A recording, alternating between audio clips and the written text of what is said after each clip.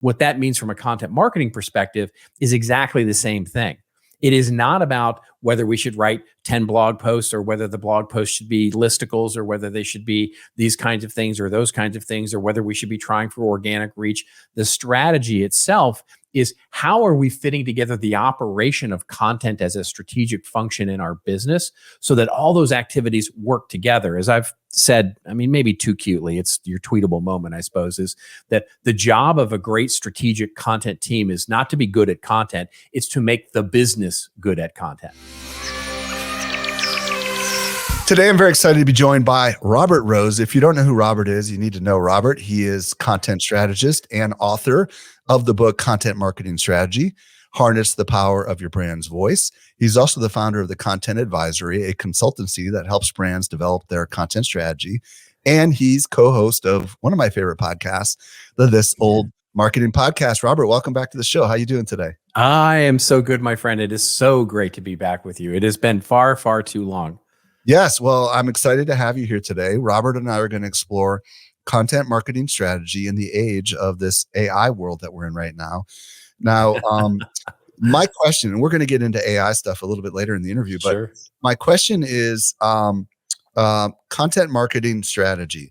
Right. Talk to me about strategy, right? And why strategy is so important, because I believe, and I bet you believe this to be the case as well, that a lot of people just publish content and there's absolutely no strategy. So why ought we have strategy? Robert, talk to us a little bit. Yeah, it's a great question. I mean, because, they always say, you should come to a book and writing a book with a big question rather than a big answer. Right. And so the question was, does the world need another book about content marketing? Really? Does it really need one? And the answer was no, of course. So what I wanted to write a book about was all of the books that I'd seen out there, including, by the way, my others, had been about the first two words, right? Either content or marketing, and not really about strategy. And so I lean heavily on my, certainly one of my virtual mentors, as it were, Michael Porter, the amazing business professor and thought leader in the space, on his definition of strategy, meaning what are the activities that we fit together in a business to create competitive advantage? And so it's basically, what are the things that we do? In other words, the people, the activities that those people do, and the actual output of those activities. What are those things and how do we fit them together? Because as he talks about, the idea of a competitive advantage in strategy is either doing different activities than your competitors or doing the same activities in a completely different way.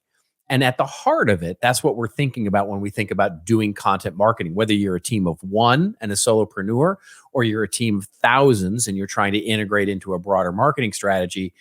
Content marketing activities, the things that we do, are fundamentally different. So I wanted to really talk about all of the things that we've seen over the last decade of working with as many companies as we have, in terms of the things that they're doing differently, the ways that they're operating like a media company, the ways that they're creating workflow and governance and the technologies and the ways that they're creating charters for their teams. That's the heart of a great content marketing strategy, which has nothing to, or little to do with the actual content that we're creating on a day-by-day basis. I would love to hear your thoughts on this, because I think so many people use the word strategy and really mean tactics, right? So that's right. Yeah. Talk to me a little bit about the distinguishing differences from your perspective between a tactic and a strategy.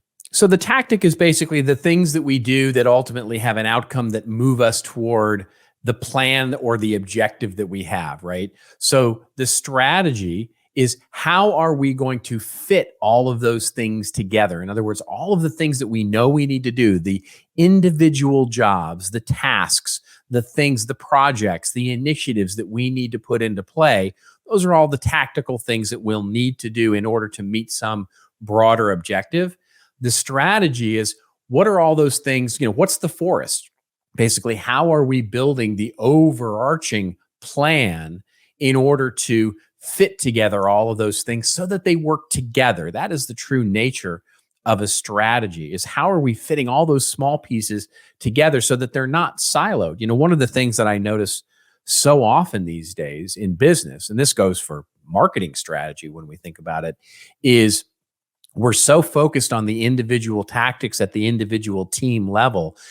What is the social media team doing? What is the content team doing? What's the demand gen team doing?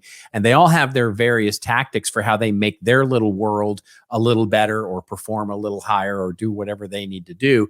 But they don't fit together with what everybody else is doing. And a classic example of this is when two teams are creating content for two separate channels, and they're actually weirdly competing for the same audience. They're competing for the same part of the buyer's journey. They're competing for the same eyeballs and attention. And so they not only don't work together, but they work against each other. And so that's the clear indication that there's no strategy, even if the tactics themselves may actually be pretty smart. Okay, this is not part of my original questions, but I think is a relevant next question for me to ask you is, who ought to be the strategist, right? Because depending on the size of the organization, there might not be any clear, obvious strategist. What's your thoughts on this? Yeah, it's a team sport, I would say, because that's the whole nature of what we're doing in a business, is that it is a collection of people trying to work toward a common objective. And I mean, not to lean too heavily again on another mentor, but Peter Drucker, who said the only difference between the social groups that we think of as social groups and a business is that a business's objective is to create customers. So it's a social group directed to build customers. And so it's a collaborative effort. But ultimately, if there's, usually I would say a decider, or at least a couple of deciders, and whether that's your CEO or your CMO, your head of marketing, or literally, the receptionist, it doesn't matter. Just somebody needs to actually own the idea of coming up with the overarching set of objectives and the plan in order to get there, so that the tactics themselves can be sort of conjoined in a smart way. I think so much about the fact that I try to be a strategist. It's my number one strength on Strength Finders. And it's kind of the way that I find myself defaulting, which is to try to connect the bigger things together and see how they all intertwine, like you mentioned earlier. But I also find myself oftentimes listening to a podcast, not unlike this podcast, where I get somebody on here and they talk about this incredible tactic that they've utilized to generate some really great response, right? Maybe it's like a short form video process, or maybe it's like Facebook ads to generate more leads. And I find myself really getting excited about that. And then just wanting to go out and do all the work related to creating that one thing. And then I find myself doing it again and again and again, right? And we were talking when we were prepping for this that this seems to be one of the big problems that a lot of people struggle with when it comes to content marketing. Is that true? Can you elaborate on that a little bit? Yeah, 100%.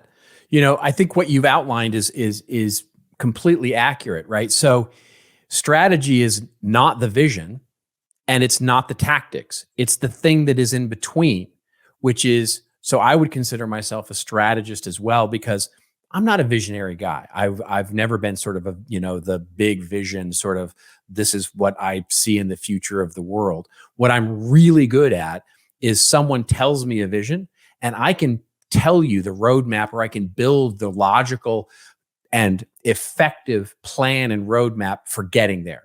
And so I'm neither a tactician, like I can't tell you interesting things about how to do SEO better, or how to do email marketing better, or how to do those kinds of things. I have long depended on the experts in those tactical areas for the expert advice that I need. And I'm not a visionary, but I'm the guy who can bring those things together into an overarching set of activities and plans that pull it together. So in my mind, I'm a strategist. Now, what that means from a content marketing perspective is exactly the same thing. It is not about whether we should write 10 blog posts, or whether the blog posts should be listicles, or whether they should be these kinds of things or those kinds of things, or whether we should be trying for organic reach. The strategy itself is, how are we fitting together the operation of content as a strategic function in our business, so that all those activities work together. As I've said, I mean, maybe too cutely, it's your tweetable moment, I suppose, is that the job of a great strategic content team is not to be good at content, it's to make the business good at content. Love it. Okay. So in light of all this, how should we rethink those? When I say we, I mean anybody who's listening, who's in a marketing capacity, How should we rethink our content strategy in light of some of the things that you've written about in your book? Where do we start when it comes to our thinking process? Yeah. I mean, one of the things that, I get that question a lot, like from a CEO or a business owner, an entrepreneur, to say, okay, what's the first step here? Like, and the answer is, just to our discussion of the last 5 minutes, is put somebody in charge of it, make it real, make it a thing, right? Make the creation of an operation of content as a strategic part of your business like a thing, where you're actually have a charter for this team or for this person. If you're a one-person shop, what is the purpose? What is their purpose that they're trying to get to? In other words, what is their overarching objective that we're trying to fit into all of these different activities? And then what are those activities? We call, in the book, I call it an operating model, right? What is your overall operating model of content?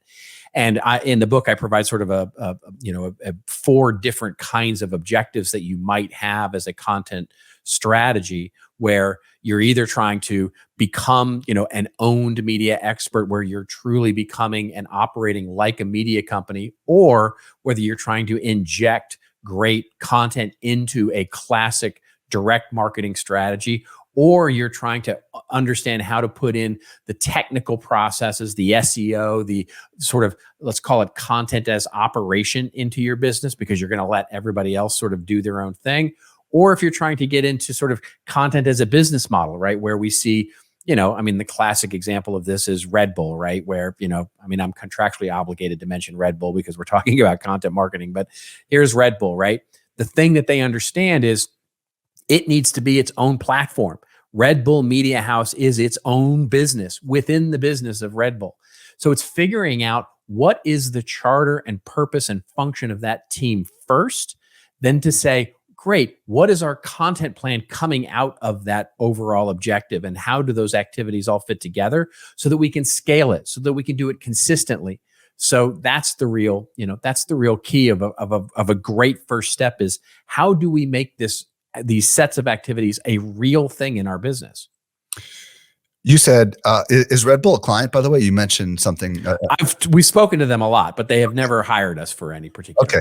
So let's just maybe take Red Bull or any other example that comes into your mind. Like, I would love to just kind of help people process this in their brain. Like you mentioned, there was like 3 or 4 different kinds of strategies you can employ. Maybe just like help people wrap their head around, like, what part of this is the strategy and what part of this is the tactical plan. Like if you were Red Bull, let's just, if you're familiar with it, it sounds like you are.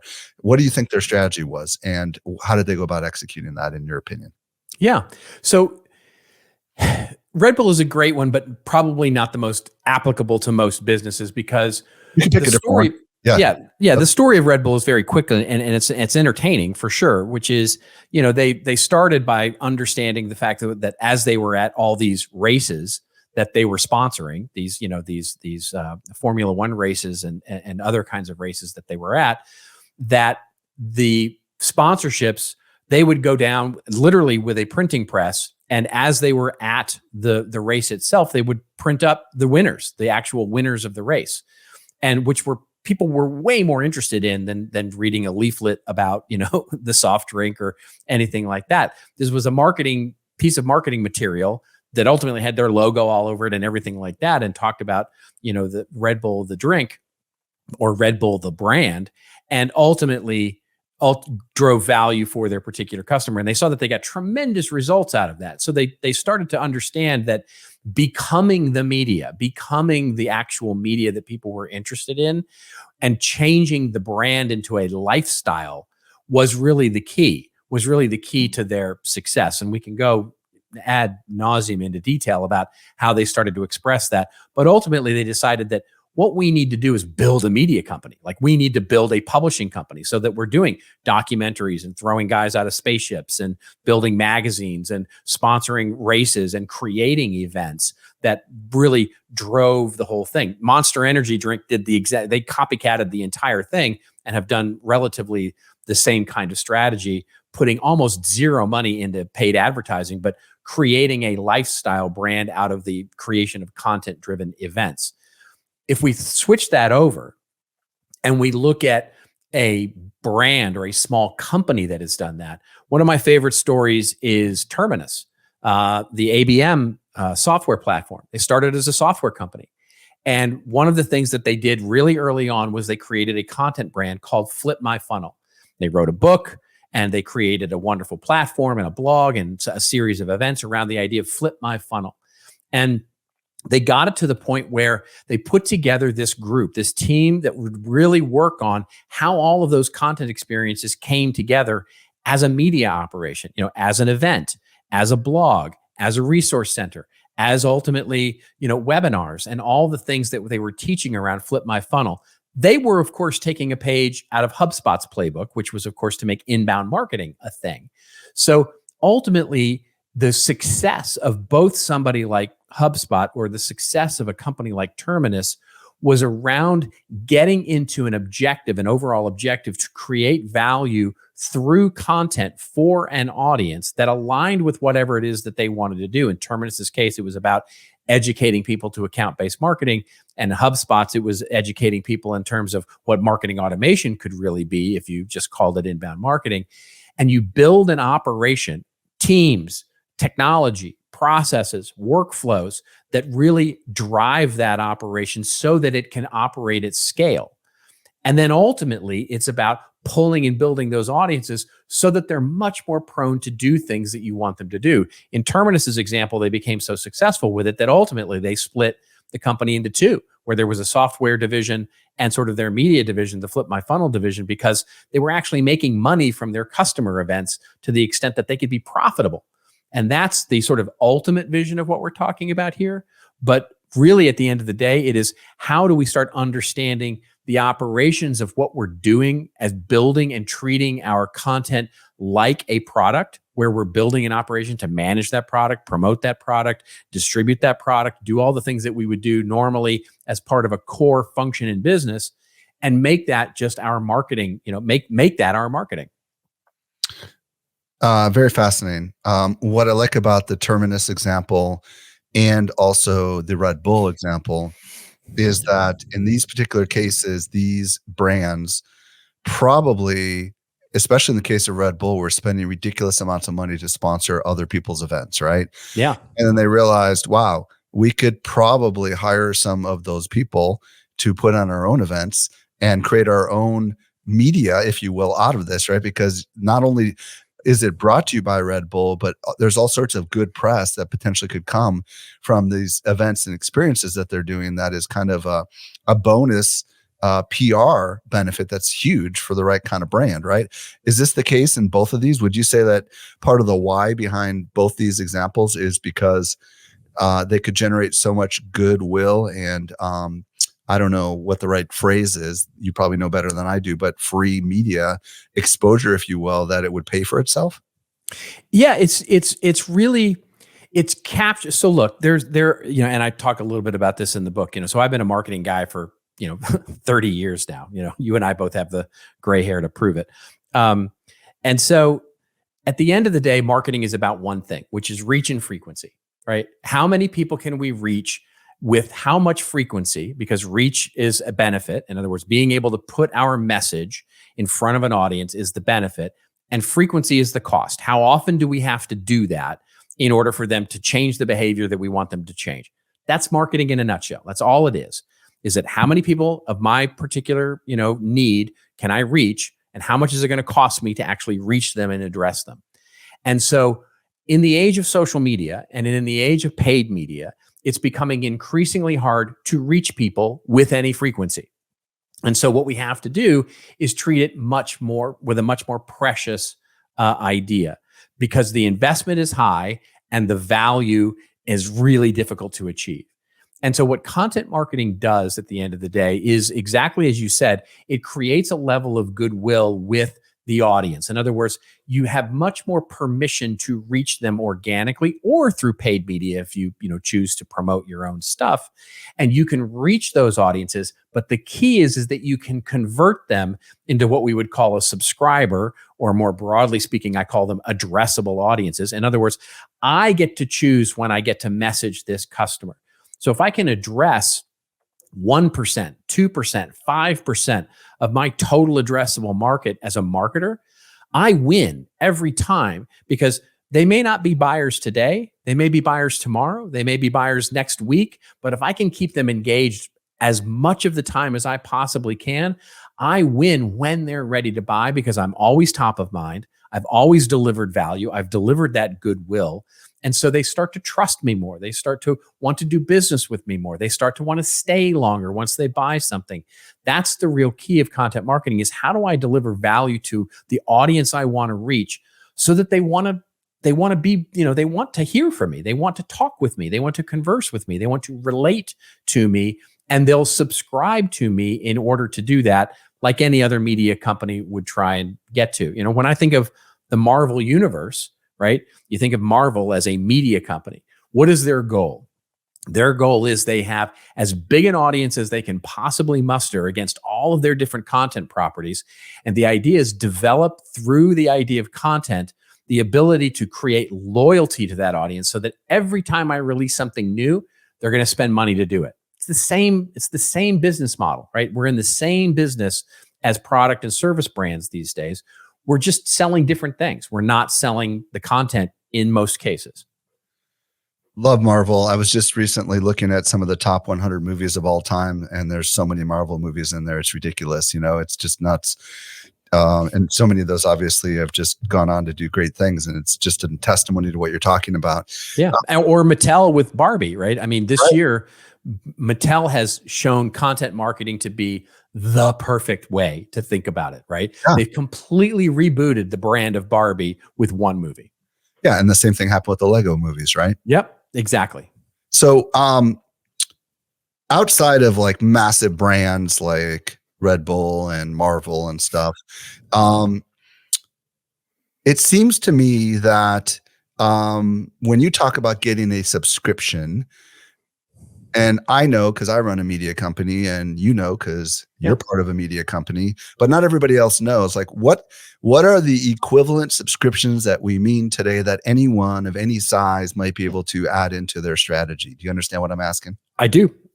And so, as you very appropriately pointed out, you have a media company. I am a solopreneur. Right. And I have, I would consider what I do to sort of be a content or media operation in what else I do. Our friend Joe Pulizzi, there are plenty of content creators out there at the solopreneur level. There are plenty of small businesses at the small business level. There are plenty of mid-sized businesses in all industries across the different the spectrum. And the key is when we start thinking about that, the more that we build people who want to hear from us, the more that we build a subscriber base, if you will, the more ways, the more flexibility we have in monetizing those people. And so you're a perfect example. You monetize through access to the audiences that you've developed that trust through sponsorships and through other elements as a media company. You've developed, the attendees who spend money to come to your events, the sponsors who, again, spend money to access those audiences and get a little bit of a brand halo around what you've been able to create with the audiences you have, and so on and so forth.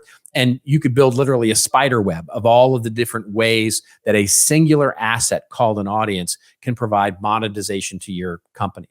In the same way, I can do the same thing. I have a small audience that I have through my email list and through the clients that I serve and through the ability for me to speak through Content Marketing Institute and the things that I do and sell books and sell subscriptions to my little community, all those kinds of things. And what I do out of that is those people come to trust me for the advice that I provide. And at some point, they want to pay me for that. And that becomes a much easier way for me to monetize than going out and every single time having to cold call or do the kinds of selling that I would normally have to do as an independent, person. By building a community, what I'm doing is just making it easier for myself to monetize my business. And that's at the heart of what content marketing is for any size business, is just making it easier for us to monetize the communities and the customers that we have, whether that's helping them stay longer if we're in a subscription-based model, or helping them buy more readily or buy more trustingly, or buy more, in a faster way, or reach more people, have them evangelize our message across so many of their social networks. And it's just a tremendous benefit. It doesn't replace what we're doing in advertising and direct marketing and cold calling and selling. It doesn't replace that. It provides a flywheel effect or a foundational element to all of those things. I mean, as we said, I don't know, 15 years ago, the metaphor is that content marketing is like butter. By itself, it's okay. But on top of things, it's amazing. It makes everything else taste better. I love that. I love that analogy. Yeah. And, when I think about subscriptions, I think about, obviously, first and foremost, email subscriptions, because that's my biggest thing that I have here. Of course. Addressable. Yeah. But I also think about podcast subscribers, right? Which we now call followers, because somebody decided to change that phrase. But yeah. But the idea that this interview is going to show up to tens of thousands of people on their podcast player of choice when they're ready to listen to it is kind of a big deal, right? And those are, I own the email list, I own the RSS feed, right, which distributes my content. When I think about YouTube, we've got about 300,000 subs, but it doesn't really mean anything, because you and I both know that is a vanity metric that ultimately doesn't guarantee you any distribution. Same thing across the social platforms. We've got 600 here, 500,000 here. Those kind of subscribers are, I would think, not the kind of subscribers that you're talking about, but physical attendees at a conference. That's people putting their money where their mouth is, right? Yep. Are there any other kinds of content owned media? I mean, like, I think I hit the big ones, right? But still, I know a lot of people are crushing it with LinkedIn newsletters, even though they're acknowledging that they don't really own that list. LinkedIn owns that list. Is there any other kind of subscribers that I've forgotten about that are important to consider? Email? Yeah, the way to think about it is do you have the ability to reach them on your terms and independent of platform, right? So yes, a podcast can be an owned media experience if people have to subscribe in order to get it. I think of, I'm forgetting his name, but he's Sam, great thought leader, wonderful podcaster. Thinking of his name. I'll think of The Hustle? You're talking about the guy from The Hustle? No, Sam. Okay. I'll think of it. It'll come back. Okay. Yeah, it'll come back to me. But the way you get his podcast is that you go subscribe via his site, right? In other words, you become an addressable audience to go listen to his podcast. It's subscriber only, right? Okay. Whereas a subscriber to your podcast, or a follower, as you appropriately point out, to your podcast on Apple, iTunes, or Spotify, that's Spotify's audience. That's right. Apple's audience. And ultimately, you're slave to the algorithm there. If Spotify decides to kick you off or go away or whatever, you're SOL. You don't have anything. LinkedIn, same thing. Facebook, same thing. Instagram, same thing. Any of the social media platforms, same thing. What you hope in building those audiences on YouTube or a podcast or or social media platform is that what you're doing is treating them like a river, right? Where they flow into becoming an addressable, and you mentioned a great one, which would be event attendee, right? Event attendee is a form of owned media audience, subscribed audience, because they're giving you access to them physically in this particular case. And then ultimately, I'm sure through their registration, through their address, through their email address, and through their phone number and all those kinds of things, so that you can address them ongoing. Now, it's up to you to keep that relationship alive and well and healthy, but right. That's the definition. And so if you start thinking about, well, what are the alternative forms with everything from print, subscription to a print magazine or to a print newsletter, or you've got attendance to webinars, attendance to digital events that you have. You've got members of a community, which is often the case where you've got members of your community who are co-creating things with you, but also serve as an addressable audience for some other kinds of things as well. So there's any number of platforms independent of the actual format of the content or the channel that can be. The key is, do you know them? Have they shared their information with you to allow you to address them when you want to address them, not only through the algorithm or through some ombudsman like a Facebook or a Apple Podcasts or YouTube or Google. Okay. As of about the day this publishes, it will have been almost exactly 1 year, which was right? 30th. You know where I'm going with this. November I do. 30th of last year, that ChatGPT kind of rocked the world. So let's spend a few minutes talking about how AI could alter our content strategy, and what your thoughts are on AI when it comes to content and strategy and all that fun stuff. Yeah, it's a big topic, and one that so many people are talking about. I mean, you can't, you throw a rock that hits somebody who's now an AI consultant for you. Right. So, and teaching you how to prompt better. And what we've been saying is that, and all the data that I've seen in the research are really showing this. So a year in, the hype level is high. The actual execution at the business side is still relatively low. In other words, everybody's talking about it, but there are really very few companies that are actually really doing it. And a lot of that, when you say doing it, why don't you clarify what you mean by it? I mean actually using AI-oriented tools to drive better content strategies or marketing strategies, right? So there's a lot of experimentation going on. There's a lot of like, hey, let's play around with ChatGPT, or let's play around with Bard, or let's play around with this and see what happens. And in so many cases, at least our experience and the clients that we deal with, mid-sized and large organizations, what we're finding is that there's still a lot of really, a lot of fear, a lot of uncertainty, and a lot of doubt around what generative AI specifically is really going to bring. And a lot of that fear, uncertainty, and doubt comes from the hype, comes from the missteps that have been sort of hyped up in the rollout, the things like accuracy, and are we actually stealing content, or are we scraping content, and there's copyright issues, and there's legal issues, and there's all kinds of things that have yet to be settled. So what we're finding is that there's still a lot of trepidation in terms of making it a thing, like to our very earliest part of our conversation, like making it an integrated part of our strategy for developing marketing as a set of activities. Having said that, what we've been talking about is for those that are looking for AI readiness, like what does it mean to be AI ready, and start building that roadmap for what your team looks like. At its heart, this is a content strategy. And what I mean by that is that the biggest problem that we see in the experimentation is that nobody knows whether they're improving anything. In other words, should we fire our writers? Should we not? Will our writers be 30% more effective, or will they not? Will we be doing things that we're not going to be doing? Nobody knows. Because why? Because there's no existing content strategy or no existing process or set of documented activities. In other words, we haven't done the work, the core work of creating a content strategy to know what processes would be improved with the insertion or injection of generative AI as a thing. So all we know is that, yeah, I can do stuff that I didn't do before, or I can actually do things better than I can do before, but I don't really know what I'm getting myself into. And it's funny because the two, we've worked with a couple of clients that have done this sort of, content strategy work vis-a-vis a AI readiness sort of initiative. And the interesting thing is, after we did all of the content strategy work, after we did all the use cases, what we found was AI is extremely powerful, but it was actually going to add work and add the need for additional resources to their content team, not take any away, because it had all these amazing capabilities like persona research and topic research and the kinds of interactive things that we can do for derivative content and all the wonderful things that you've heard of.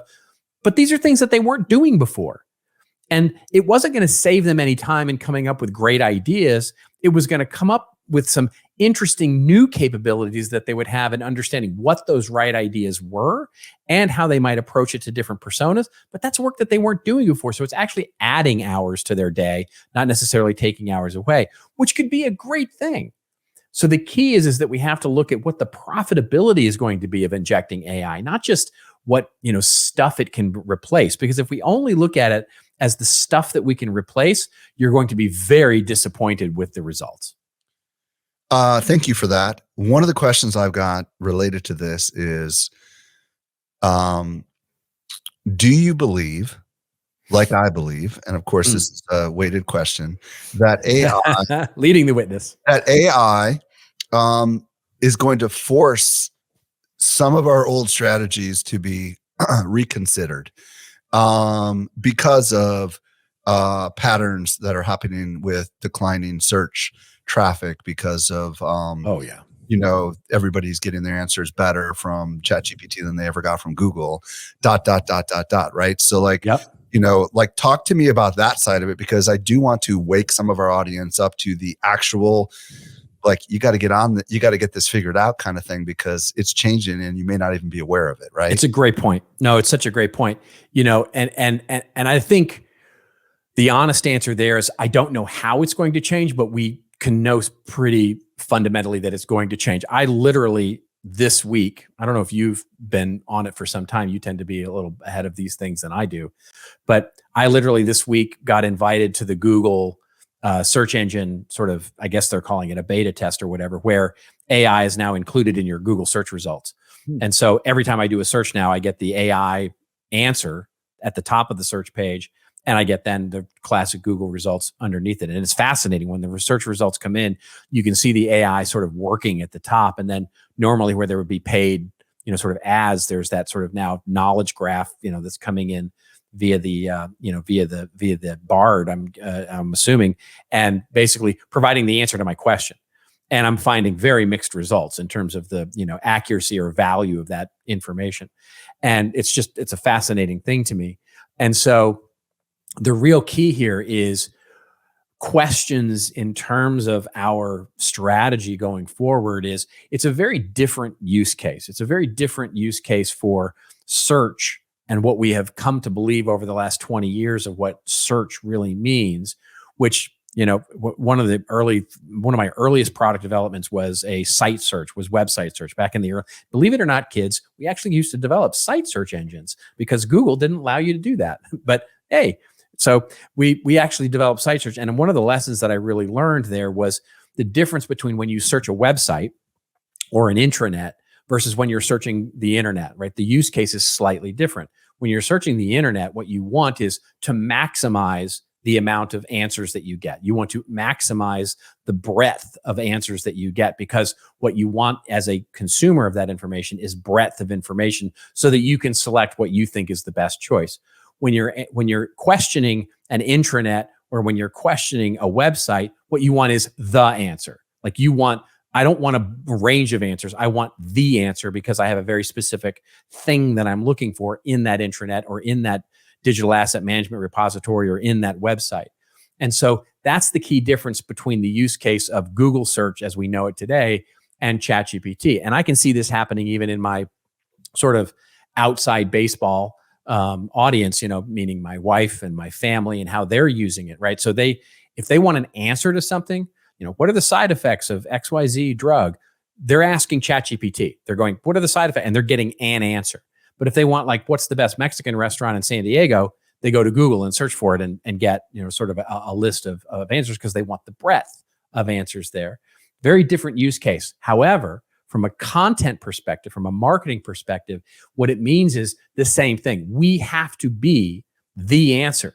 We have to be the source of interesting, engaging things so that we become part of the learning model that answers the question for our consumers, and that hopefully, and we'll see where this goes, we're the ones cited as the source of that interesting thing, so that people continue to trust us for the authoritative answer. That's why I don't believe that I think the companies like Disney and some of the other media companies that are blocking the LLM spiders are making a smart decision. I don't think they're making a smart decision at all, because all they're doing is ensuring that their answers aren't the answers that are going to be, they're going to rely on the rest of the internet to provide the accuracy. It's very similar business case that we saw back in 1999 when it was like, should we let Google spider our websites? Well, yeah, if you want to be found. Well, and this is a really good point you brought up. I do think that most people that are doing search are looking for the answer, not a bunch of answers, right? And eventually, we've already seen this happening specifically with Google, where they have these snippets at the top, right, where they basically borrow the best content and throw it up at the top, which is like the early warning system, if you will, to many of us that create these great pieces of content, with the hope that maybe if we get the chosen snippet, maybe they'll want to click through and keep reading. But now I think where it's going is so much of what we search for, like when we're watching a TV show or when we're just randomly pulling up our phone to do something, it's going to be replaced, not with a litany of answers, but with an answer. Yeah. And I got a feeling that's going to crush a lot of content marketing strategy, because a lot of people that are trying to optimize for search queries are going to have to rethink everything. And, the data's in. I've talked to a lot of publishers who are seeing massive declines in their search traffic since November of last year. And, you look at how much traffic that ChatGPT is pulling in and all these other systems like Claude and everything else. And I do think that, there's something happening here and we just have to process that. Lots of things to talk about there. I want to ask one more question on an AI related topic, which is the creation of content. Let's talk about using AI to create content. If we should, let's just assume we're going to use it in some capacity. Any thoughts on like a good way to use AI to help with the creation of content, whether it be from the very ideation stage to the finishing stages or anywhere in between? What's your thoughts? It's one of those things where I think it's a work in progress for sure. But what I have been, so the way I've been explaining it and the way that I personally am approaching it, I didn't invent this, so but basically it was a critique of Charles Dickens going back. So I'm an English lit grad, so forgive me for that. But there was a critique of Charles Dickens' work, and he was talking about writing and creating novels and those kinds of things.